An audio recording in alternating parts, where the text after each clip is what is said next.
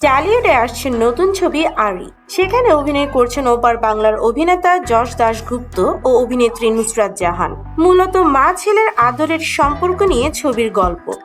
তাই তো এখনকার সময়ের এই দুই অভিনয় শিল্পীদের সঙ্গে পর্দা ভাগ করছেন ভারতীয় বর্ষিয়ান অভিনেত্রী মৌসুমী চ্যাটার্জি।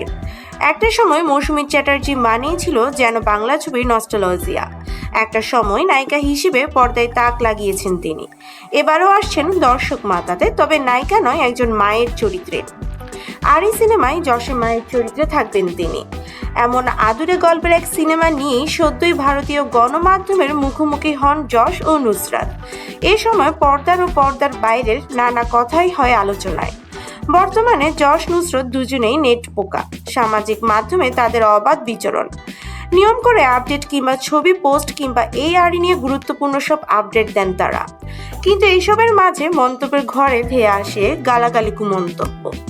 যশ নুসরত যে ছবি সম্প্রতি করলেন তা মা ছেলের সম্পর্ক নিয়ে, ভালোবাসার সম্পর্ক, আদরের। যদি খানিক তলিয়ে দেখা যায়, বোঝা যাবে এই তাদের পোস্টে যে সমস্ত কুমন্তব্য ঘোরাফেরা করে তার বেশিরভাগই মায়ের নাম তুলে অশ্লীল মন্তব্য।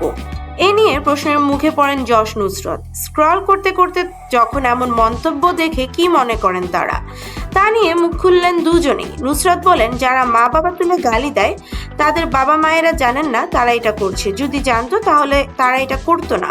যারা মা তুলে গালি দেয় তারা ফ্রাস্ট্রেটেড।